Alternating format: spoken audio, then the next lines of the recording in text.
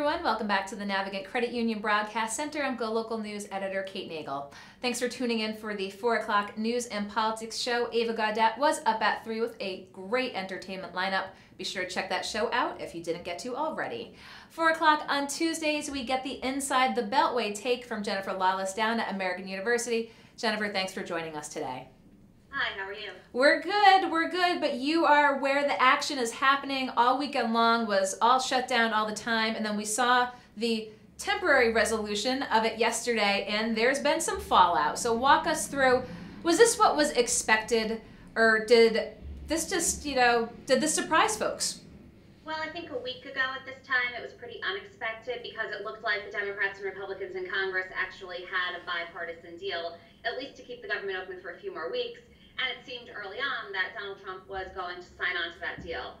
He reneged, and then even as late as Friday, when Chuck Schumer went back to the White House to try a last-ditch negotiation, once again, Trump seemed to be on board until a few hours later, his staff called the senator and reneged again. So I don't think anybody expected this, because we've had dozens of continuing resolutions to fund the government. But February 8th is now the new deadline, and it seems like really all they've done is kick the can, because now the negotiations are even going to be tougher. Chuck Schumer made it clear this morning that he's not going to pay for anything close to what he had offered for the border wall last week. So it's unclear whether the government will be open on February 9th. So let's talk about those Schumer negotiations that took place on Friday. Was that the first time he coined the phrase, was it negotiating with Jell-O? It was the first time I heard it. He has previously said that Donald Trump is a man who doesn't know how to take yes for an answer. And so, I think they both tap into the same thing, which is that Donald Trump sitting at the table seems to think it's a pretty good deal, and then rumor has it that he goes back and either John Kelly or Stephen Miller basically tell him that the base won't like this.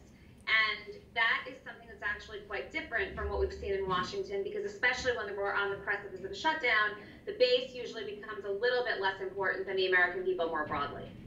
And so let's talk a little bit about that. When the president sits down with Chuck Schumer, is that a one-on-one? Why don't we have his folks in the room to prevent that sort of game of telephone happening and being back at square one? So apparently they each had one person in the room. And my understanding is that with Donald Trump, he is most influenced by the person he speaks to last. And so when a couple more staffers spoke to him afterward, and the deal had not been publicly announced yet, they felt that there was still plenty of time for him to pull the plug. Of course, Chuck Schumer making that announcement is quite damning, because it suggests that this is not a president who's able to negotiate in good faith, even if perhaps he intends to initially.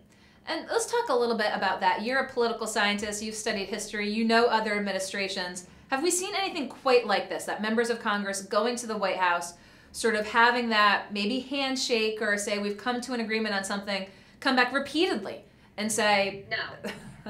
Flat out no. No.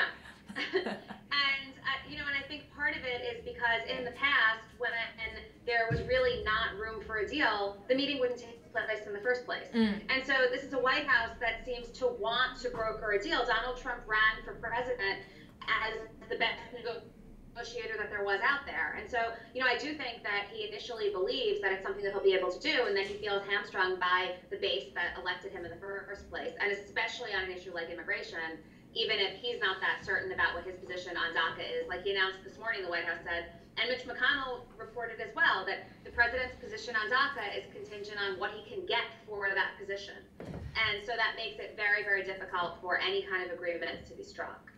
And let's talk about what we saw amongst the Democratic Party and folks within the party who were upset with those members who voted for this, saying, you're allowing them to promise you a vote on DACA in good faith when they've seen the other party not operate in good faith. Anything like that we've seen before. Was it not a good deal, or was it just the only deal they could get?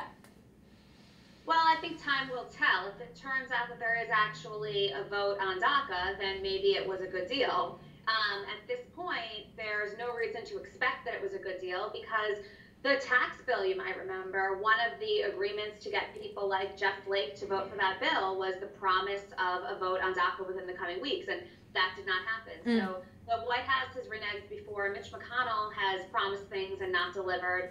we'll see. The one thing that's a little bit different here is that you had 25 senators from both parties come together and say, look, we've got to end this government. It's not just the Democrats that were living in purple states or the Republicans that thought they might be vulnerable. So if there's that kind of push on McConnell, maybe there actually will be a vote. Of course, that doesn't mean that even if there is a vote and even if the Senate does pass something, that Paul Ryan will get his membership to agree to it. Remember that the House is far more conservative on issues like this than the Senate. And so, as you mentioned, we could be in the very same position here come the February 8th, next target date come February 9th. What do we expect to see between here and there? I mean, I'm not that hopeful. I'm not sure. I mean, part of the problem is that there's not a specific blueprint for what an immigration bill would look like. And we're already seeing discussions about how comprehensive that immigration bill needs to be. You know, it was DACA and border security that were initially linked to the government shutdown bill. But the Republicans are now saying, and Donald Trump is saying, that family migration, which they call chain migration, or the visa lottery system need to go as well. And the Democrats are saying, no, that's not part of the deal right now. So it's hard to know. I think a lot will depend on how comprehensive an immigration bill the Senate decides to pull together. The more comprehensive it is, the lower the chances that it will pass the House. And let's talk a little bit, obviously all eyes on the shutdown, but a lot of talk right now as to where Mueller's at in his investigation. And the topic that Jeff Sessions spent hours with Mueller. Again, was that a one-on-one? I don't think it was one-on-one. He was accompanied by his lawyer, and I don't know who from Mueller's investigation participated. We do know that it was hours. He was not under oath. That could potentially be a next step, but this is consistent with the White House claiming that they're being fully cooperative. Now, we don't know how cooperative Jeff Sessions was. We know that in the past, when other White House officials have been cooperative, they've then invoked executive privilege that does not actually apply, and you wind up even, you know, with Republicans saying things like, I don't know what to do, we have to subpoena this person. Maybe they were more cooperative with Mueller. But this is significant for a couple of reasons. The first is that it's a very high-ranking cabinet official who was close to Donald Trump, not only during the campaign, but also during the transition, who had not yet been questioned. And it also demonstrates that Mueller is getting increasingly close to Trump himself. And just today, reports came out that Mueller wants to ask Donald Trump specifically about the firings not only of Jim Comey, but also of Michael Flynn, which suggests that Mueller is really zeroing in on what look to be obstruction charges. And so it's interesting, you mentioned you don't know how much, obviously, Jeff Sessions said to Mueller, but reports that there were hours. It's kind of hard to imagine that he didn't, that he must have said something in the course of hours. So one would hope, I mean, I read something that it was even 7 hours, but keep in mind that, you know, when Hillary Clinton testified before the Congressional Committee about Benghazi, she was there for 11 hours and provided no new information, even though she readily answered every single question, because a lot is contingent on what questions are being asked. And so, you know, a lot of this has to do not only with whether Jeff Sessions is willing to answer them, but how much detail is Mueller offering. And, you know, so these are the kinds of things that we don't know. I would hope that after that amount of time, it allowed Mueller to move a little bit further in his investigation. So let's go over to the FBI side of things with Christopher Wray. Did he threaten to resign or not? It depends who you ask. Like, everything in this administration is contingent on who happens to be in front of the microphone. So apparently, Christopher Wray threatened to resign when Jeff Sessions, through Donald Trump, put pressure on him to fire Andrew McCabe, whose wife had been, you know, involved in Democratic Party politics, but who himself had not done anything that seemed at all nefarious regarding Trump or Clinton. When McCabe said that he would not resign, when McCabe said that he would not resign, and when Wray said that he would not fire him, the questions became whether Wray could sort of, you know, continue to exist in this administration. The White House, though, and the Justice Department, I guess, are quite cognizant of the fact that yet one more firing would look very, very bad, and it would look like there was another piece of evidence for obstruction. So, you know, according to Christopher Wray, it was a threat. According to Donald Trump, it never even happened. But it's hard to imagine that it never happened when so many people on that side are telling the same story. Okay, it's almost like the reports from the remarks regarding Trump and immigration. Depends on who you're talking with. Right. And speaking of who you're talking with, I did want to raise up this one if folks are talking about it inside the Beltway. The feud between Megyn Kelly and Jane Fonda. Of course, I said not quite politics, but every time you bring Jane Fonda into something, politics are inherently involved. So getting a lot of play, she'd had Jane Fonda on. There was the plastic surgery flap, and then I guess Jane Fonda had some things to say last week about Megyn Kelly.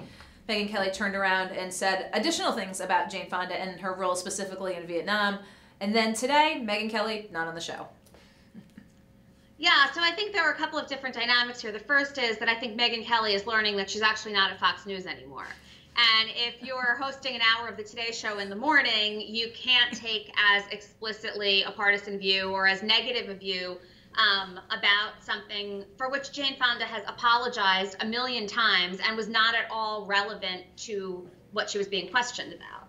I think Megyn Kelly is also probably learning that at the end of the day, Jane Fonda has more star power than Megyn Kelly has. So, I just think that this highlights this strange line that we're beginning to cross when a lot of these TV personalities from explicitly partisan cable networks wind up coming on to the mainstream news. And, it's a different audience, first of all. And there are also different norms that apply. So I wasn't that surprised that she's now on this mini hiatus. I will say that, the other thing to keep in mind here is that the fact that her criticism of Fonda was this immediate knee-jerk Vietnam moment suggests that she was probably feeling quite defensive, because with a little bit of thought, I'm not sure that that's where she would have. And it's interesting because you mentioned being on the network shows. The way it was, from what I'd seen with Megyn Kelly talking, it's kind of hard to be extemporaneous. You know what I'm trying to say? Extemporaneous. Thank you. With something like that, there has to be camera shots. It has to be part of the show. So you have to wonder, did her producers know that this was going to be part of the segment? Did her producers sign off on it? Is other heads going to roll? I can't imagine Megyn Kelly did it off the cuff unless you have a different reaction. No, I don't think it was necessarily off the cuff. I'm not sure that the top executives at NBC were well aware of what was going to happen. And so, I think we'll see what happens as that continues. But it certainly puts the Today Show in a little bit of a precarious position, because they want politicians from both sides of the aisle. They want pundits. They want everybody that they can to get on not only that show, but also on Meet the Press and all of the other NBC affiliates. And if there seems to be this sense that, well, some of these people are going to try and engage in gotcha moments with non-politicians, that doesn't make it a particularly hospitable place for them to be able to break news. I think it's pretty safe to say that Jane Fonda might not be coming back on Megyn Kelly anytime soon. I think that is probably the right conclusion to draw. Well, as we stand here looking again at what happened to avert the shutdown for now, appreciate being able to pick your brain as to what you think could transpire moving forward and the political implications. Jennifer Lawless, as always, appreciate your taking the time to Skype in. Have a good week. Thanks, you too. Okay, Jennifer Lawless down at American University Skypes in most every Tuesday to give us the temperature gauge of what's happening inside the Beltway. Of course, there was the shutdown ending action taken by the Senate yesterday. Some Democrats not too happy with some Democrats as to how that transpired. And of course, this is only temporary. Looking at February 8th for as another looming deadline. We'll have lots to talk about with Jennifer Lawless moving forward. Of course, big dates coming up in February. The Super Bowl. We've got a national organization concerned about price gouging. So don't go anywhere. We'll be back with our next guest here in the Navigant Credit Union Broadcast Center.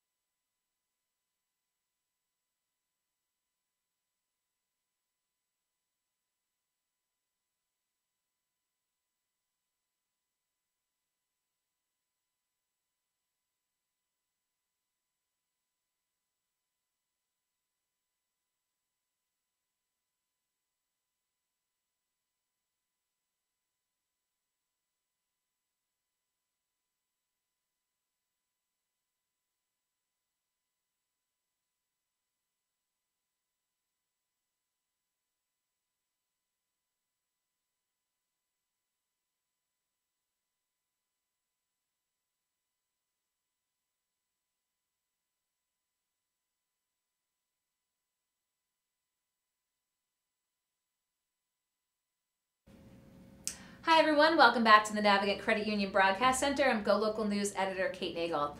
Thanks for watching the 4 o'clock news and politics show here. Just caught up with Jennifer Lawless down at American University about all things happening inside the Beltway. But we're going to take a little look a little bit west, out to Minneapolis and the upcoming Super Bowl. I am happy to welcome in Lauren Windsor with Airbnb Watch, with some concerns about price gouging as fans are looking to go to the Super Bowl and bringing this to light. Lauren, thanks for joining us today. Thank you. Appreciate having you in, as Super Bowl fever certainly grips New England here and the rest of the country. And fans who might be looking to travel to the Super Bowl have some options, not a lot, as they fill up quickly for lodging opportunities. And Airbnb Watch specifically looked at a number of properties, as your report you just put out, about what the rates were the nights of the 4th and the 5th and then thereafter. They differed quite widely. Yes, to say the least. The 10 properties that we looked at varied between 1,873% up to 6,567% from their normal rates. And so you put the report out and really kind of wanted to both warn consumers, but also people in power about what's going on here with this price gouging. So talk to us about Airbnb Watch and bringing these types of price gouging examples to light. Well, so the main focus of Airbnb Watch is, just for background, I'm the executive director of American Family Voices. We are a progressive nonprofit that focuses on economic issues affecting working and middle class families. Airbnb Watch is a campaign. It's a coalition it's a campaign led by our organization, but it's a coalition of groups across the country that are fighting the negative impacts to communities from short-term rental platforms like Airbnb. So with the price gouging, the primary problem with the abuse of short-term rental platforms is that you have professional hosts that abuse the platform to run illegal hotels. Airbnb claims that that is a small fraction of their revenue coming from multi-unit operators, when in fact, it's been estimated to be 40% and more of their revenue. They quite frequently will say that, hotels and other lodging businesses are price gouging and we're mom and pops, you should give us business. But they skirt regulation and then engage in the same practices. So this report was really to highlight their hypocrisy on that matter. And you had the event this morning at the National Press Club, again, bringing this to attention. Is there anything that regulators can do about this? Airbnb, as you've kind of mentioned, talks about it being an open market and mom and pops. But as we see instances like this, I don't know if you would go on hotels.com, you probably couldn't find a hotel in Minneapolis, and for months, obviously, leading up to this. Is there anything regulators can do in this situation? I mean, I think that across the country, you've seen various cities enact regulations on Airbnb. If you're talking about with regards to price gouging, I'm not clear that you can control supply and demand forces, but there definitely should be regulations in place to curb this commercial activity that's being undertaken by professionalized hosts on the Airbnb platform. And talk with us about this watch, as you said, this campaign to bring this to light. Other instances that you've maybe looked at, again, will you continue to do this moving forward to just shine the light on this issue? Yes, of course, it's a huge focus for us. There's still ordinances outstanding in Los Angeles and DC that we've been working on for the past couple of years, and there just keep being delays. And the delays work in Airbnb's advantage. We would like to see regulations in place for, limiting the number of days that hosts can list properties, limiting the number of properties that they can list. And we think that these are common sense regulations to prohibit commercial activity from taking place that really is disrupting communities and exacerbating the affordable housing crisis. And it's not just New York or San Francisco that there's an affordable housing crisis. It's also Los Angeles. It's also DC. So it's especially relevant in DC as we had that press conference earlier today. But were you shocked by the numbers when you saw them? No, I'm actually not that shocked. Just having dealt with other reports where initially getting into my own research on, say, the number of units that a host lists. I had no idea initially doing the research myself that there were so many hosts that have more than 10 listings. Wow. And you see it and you're like, oh, wow, okay, 10 listings, 15, 20, 30. And, that's a business. That's a business. Yeah. And I just don't understand how you can argue that it's not and that it's a small fraction of your business when anybody can go onto the platform and look and see that that's just simply not the case. And we'll provide here the chart that was provided by Airbnb Watch. I think folks will be very interested to know. Now, again, this was a snapshot in time when you had looked and seen what these listings were. But we're talking properties on an average night, $59, $69, as you showed in the category following, and thousands of dollars for the actual Super Bowl night. I mean, it really just paints the picture of the situation of folks heading out there. I mean, between hotel rooms and between Airbnb, I don't get the impression that the Super Bowl is affordable to the average American family. No, not at all. And in the most egregious example within the report, the one with the 6,567% increase, on February 6th, they're listing their rental for $75 the day after the Super Bowl. During the Super Bowl, from the 4th to the 5th, it's $5,000 a night. So it's outrageous. So we'll share that with viewers here, but just wanted to, because again, you had this national press event this morning, what's the reaction you've been getting? You're the executive director of the larger organization, but I'm sure you've heard from folks today pertaining to this. What are you hearing from folks? Well, I hear from a lot of folks that are concerned about the astronomical increase in the cost of rents in DC and other cities, about families being pushed out because they can't afford to live in their communities anymore. And they feel as though their city councils are paying more attention to tourist dollars than to current tenants. So, it's really disheartening because I feel as though there's not as much, and they feel like they're not being heard. Airbnb has a lot of money and a lot of hosts that are incented to show up and, advocate on their behalf. And it's much harder to have people that don't have a financial stake, like a direct financial stake, that aren't deriving revenue from these things, to get them as motivated to show up in a grassroots movement sort of way. So there's some difficulties with that. And, beyond the affordable housing issue, many people are concerned with living next door to a party house and having the inconvenience of, maybe it doesn't sound that inconvenient to a lot of people, but do you want to live next door to a party house? I mean, I know that I don't want to be kept up at all hours with strangers traipsing into my neighborhood.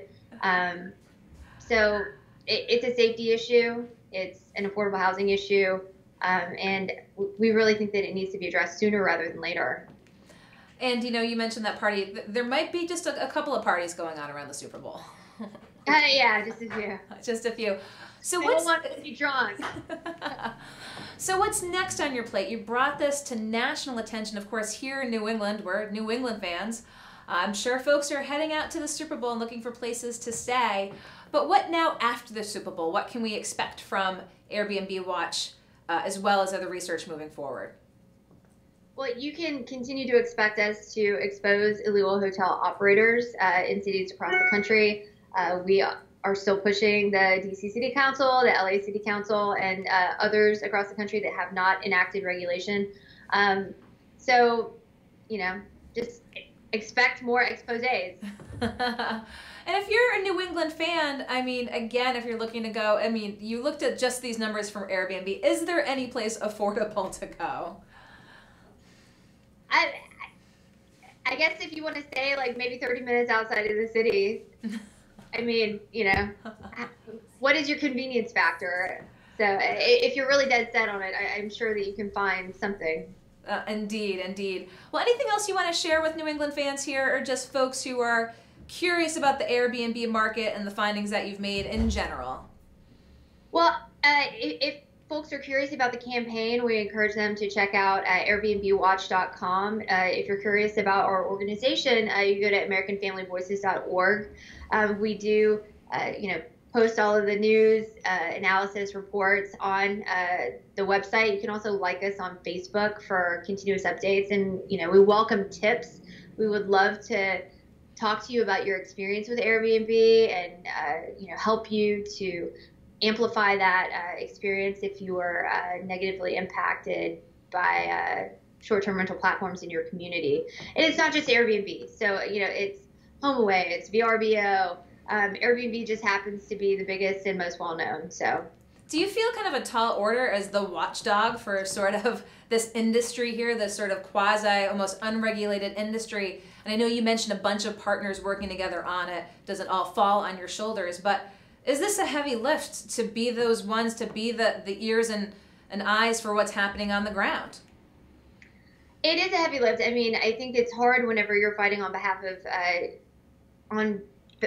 of folks who really don't have the financial resources to fight back against a huge corporation that really has unlimited dollars to spend on their advocacy. Empowering citizens to fight back is always a tall order, but at the end of the day, we feel like residents have rights, and we don't, I don't want to come off as being anti-tourism. We support tourism, for sure. We support home sharing when it's true home sharing, but we do not support professionalized hosts using this platform to engage in commercial activity, really at the cost of homeowners. So, city councils have to balance those interests, and we feel like the way they've been acting has been in the benefit of this illegal activity for too long. Mm-hmm. Well, I appreciate your bringing this to our attention. Again, it was very interesting to see these numbers again. And as you mentioned, not against capitalism, not against tourism, but how this industry is run, regulated, and what better platform to shine the light on it than what's happening with the Super Bowl coming up in February. So I appreciate it, Lauren Windsor with Airbnb Watch, the campaign here again to shine the light on this issue. I appreciate your taking the time to Skype in today. Thanks so much. Okay, thanks, Lauren. Okay, Lauren Windsor with Airbnb Watch talking with us about price gouging, but the impact on the community with Airbnb when events like this happen. So appreciate your taking the time to Skype in. Don't go anywhere. We'll be back with our next guest here in the Navigant Credit Union Broadcast Center.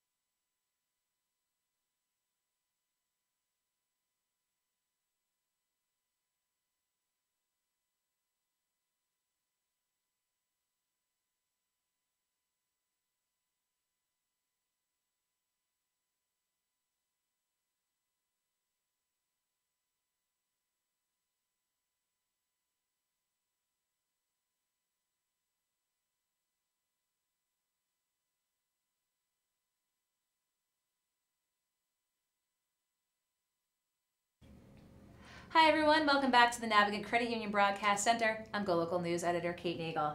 I'm joined today, I've got DesignX RI in the awards with Lisa Carnevale. Thank you for coming in today. Thank you. I appreciate it because these are the 2018 Design Catalyst Awards. We've got quite a number of businesses here that are getting some assistance, so talk with us a little bit about what these awards mean and how they're going to help businesses.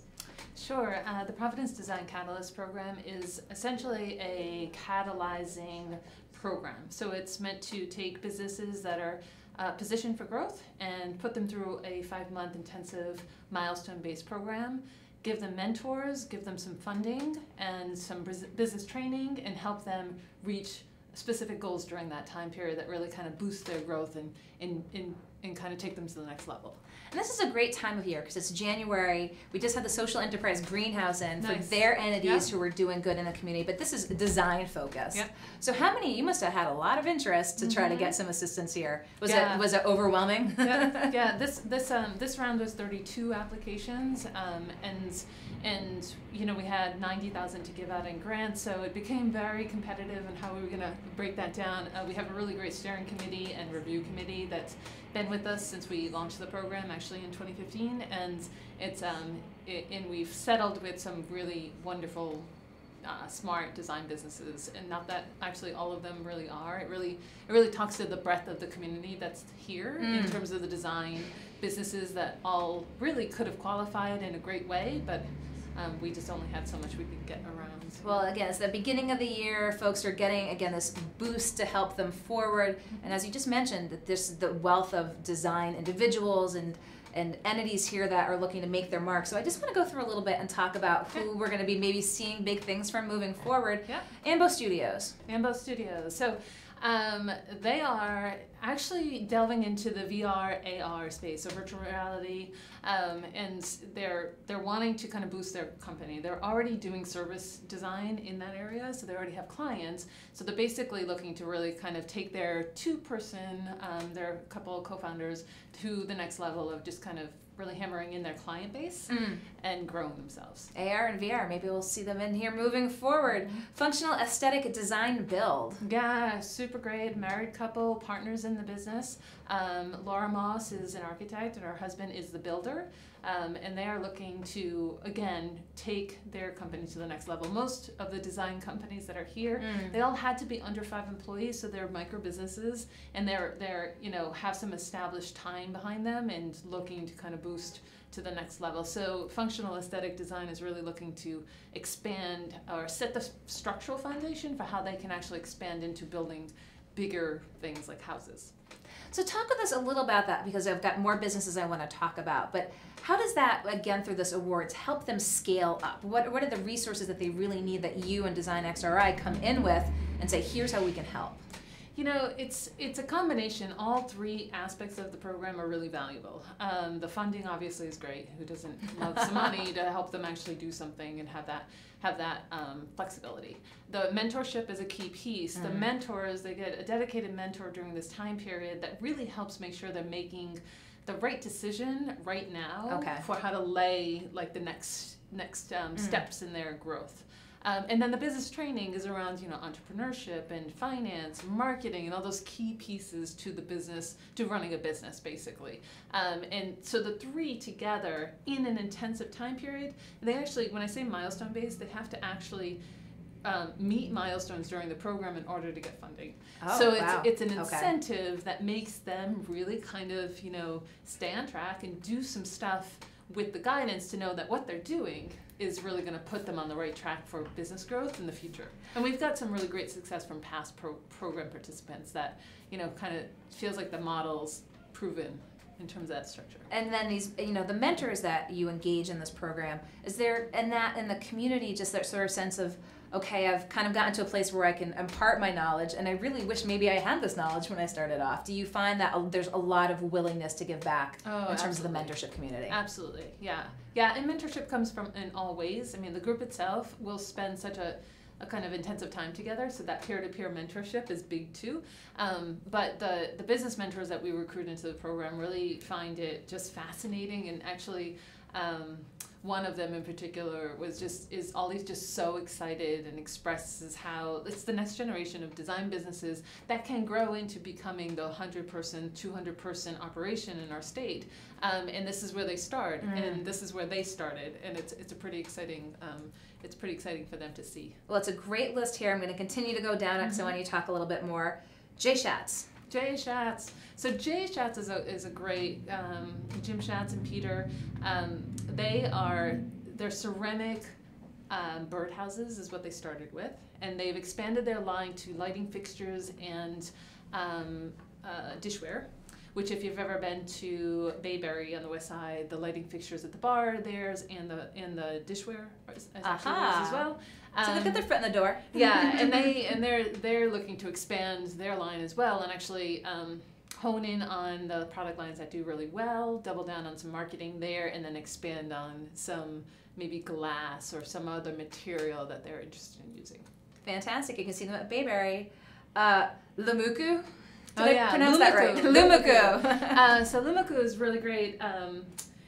Ryan Dean is actually a teacher, and he's a high school teacher, and so along the way, but he's also a designer and a creative, and so along the way he made these bilingual playing cards. They're basically an educational toy to help learn different languages.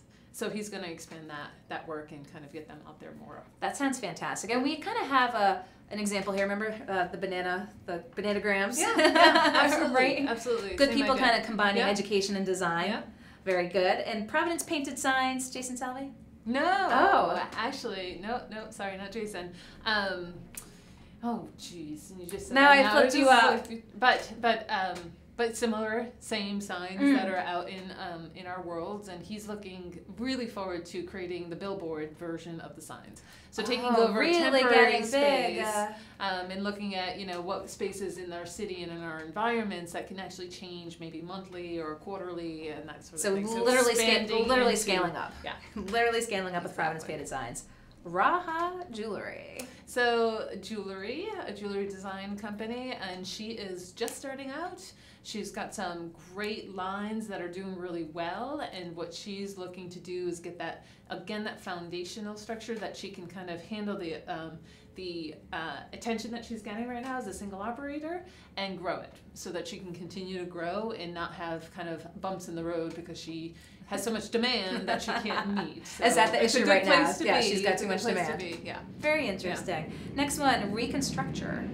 Reconstructure is Lisa Foster, and she is interior design, and she's got a business on Smith Hill in Providence, and she's been in the business for a number of years, and she's sort of re-emerging back out after having a family and focusing for a little while. So she's re-emerging into her field and really focused on environmental design and how to bring in how to consider the environment when you're creating your spaces. Okay, interesting design there. Sawtooth Editions. Sawtooth is actually they just moved back from New York. They're originally from Rhode Island. Woohoo! And we love that as well. A couple of them have just moved to Rhode Island. Getting back to Rhode Island. And so they're doing screen printing. And they actually have a building in the west side of Providence, and they need some help building out the space so that they can control the environment for the screen printing work that they do. And they've actually brought clients with them already from their relationships in New York, so they're doing really well. Wonderful. We'll take that business. So, yeah. I like it a lot. Sealand Design. Sealand is John O'Keefe, and he is actually a landscape designer. But what he's working on is another AR, kind of virtual reality, alternate reality, augmented reality, to try to hopefully create an app that would help you envision those landscape environments or any kind of building environment through the app. And make it really accessible to anybody. Oh, very interesting. And, landscaping is such a big component of the economy here as well. So that's with the AR. Sounds very, very interesting. Now, let me see if I can get this right. Suju Chen Jewelry. Yes. So Shoko by Z Z. for short. Okay. Again, another jewelry design company, and she's actually got about 15 years in the jewelry industry. So she's been working on the industry side while also selling her own collection. So she actually has all the supply chain and the contacts. So now she's transitioning to her own company and is looking to that for her next career move, basically, in this company. Very interesting. Wild Power Games. Oh yeah, Ryan Lesser. So Ryan was in the game industry for a very long time. He's a former Harmonix designer. Harmonix is a rock band and Guitar Hero, and he was one of the lead designers on all of that and the structure to it. He's gone off now, and he's creating his own video game and board game design company, Wild Power Games. So we're investing in him early on in his venture there. Now let's take a little step back here, because when we had 38 Studios, we had a lot of gamers. Right. There's still a lot of gamers around. It's an interesting industry because it did get very. There might have been a moment that the 38 Studios. I think the idea wasn't a bad idea. The investment might have not been the right investment. But we had a lot of gamers. But the idea behind it, and knowing some people that were really for that idea, was that there's potentially a game industry out there, and there is one. There definitely is one. In Rhode Island, we found it's kind of scattered since then, and there's definitely an opportunity to pull it back together. Okay. And the gaming kind of crosses over to the augmented reality, the VR. Like there's this little growing area that we'll all see a lot more from in the next decade for sure. We'll be looking at you to find out what's going on. And then Workshop Design Studios. So Workshop is a multidisciplinary design studio right here down the street from you guys, and they actually they are partners that come from 2 different areas of design. So with that, they can kind of run the gamut from branding and web design and graphics to actually building your physical space. So maybe take how your brand then connects to how your office expresses the brand, say in a furniture piece. Okay. Okay. Oh, very interesting. So I have a feeling a lot of your time is going to be comprised of overseeing this effort of the structure, the grants, the mentoring. But this is just one piece of Design XRI. Yes, I know. So, great announcement. Let these folks know that they're going to be off to the races in 2018. But what's next for you? Oh boy, we've got a lot going on actually. So we are in the midst of planning the Designers Ball. Ooh. A super fun bash in April 7. It'll be at the Mark your calendar. Waterfire Art Center. And the theme this year, it's actually the inaugural year, and we just felt like it would be super fun to have a celebratory, fun dance event for design. But it's the theme is Bauhaus, and we're hoping people dress up in costumes and create costumes. We will have costume workshops for anybody who is intimidated by that idea. We might have to get someone in here for a Bauhaus costume workshop. Yeah. Because some for the less design inclined individuals would have no idea where to start. Well, I'm looking for somebody to design mine. So if anybody wants to. If they're going to be awards, they're going to be like best costume. Yeah, there's going to be awards. There'll be some jurors going around, and there'll be all kinds of antics and super fun That stuff. sounds. I cannot wait to see those. And then we also have trainings. We run a Design Forward program that is about upskilling designers in the workforce already around leadership and empowerment and strategy. So that's ongoing. And then, of course, at the end of the year, we have Design Week. And we'll get to that. Of course, we'll get you back in for that. But you started this, you were just talking about when the actual birthday was 5 years ago. Mm-hmm. Did you envision the growth and where this would be, or did it take on a life of its own sort of once you started, as hearing from the design community sort of what the needs were and how you and your organization could help? Mm-hmm. Well, when we started it 5 years ago, or actually it was an idea before that. It was an idea when I was running another organization and recognized that design was growing in the state, but you couldn't find the designers, and they weren't connected necessarily. They were sort of in their little pockets. So to umbrella all design disciplines, from architecture, graphic design, interior design, product design, landscape, everybody, we created more of a critical mass. And that was the first instinct for me as founder, and then my co-founders who kind of jumped on board, was that there need to be an organization of that. And then from there, we gathered the designers, and they basically told us what they needed and needs. Mm-hmm. And it's shifted, and it's been really interesting to kind of grow along that. The trainings that we now do around, leadership training and strategy was not at all something we thought we would do. You know, we knew we would do the showcasing designers at Design Week and marketing design, and you know, we have a Rolodex, basically like a digital Rolodex of design on the website that's like the profiles of design businesses here. We knew we would do that, but the way that it's evolved, and really now we feel like we're really investing in the community.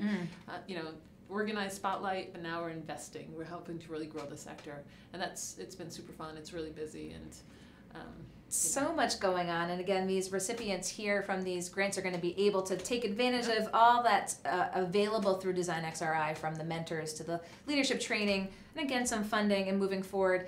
Does this culminate after their kind of process? What's the culmination? Yeah, so in May we have a showcase event where we invite the public, and we will let you know for sure, and we can help spread the word on that. And all of the designers will do a little presentation. I mean, a very quick, because we will help them get down to their little elevator pitch in the Is it a 15-second presentation? Not 15 seconds, but you know, that was super quick. Yeah. But the bite-sized sort of presentation of who they are, what their business is, and where they've gone, and what they've done in the program. Now you're pretty self-sufficient. Where does this funding come from to enable to give them the grant money? Yeah, so the Providence Design Catalyst program is funded through the City of Providence. It's a CDBG grant. Okay. That's for the actual grant funds. We did this year. We were able to leverage. We are a Real Jobs Rhode Island partner through the Department of Labor and Training, so they are funding the training pieces, which is in line with how they also fund the Design Forward trainings that we do. And then otherwise it's sponsorships and partnerships and membership and fundraising, just like other nonprofits, and just trying to grow that.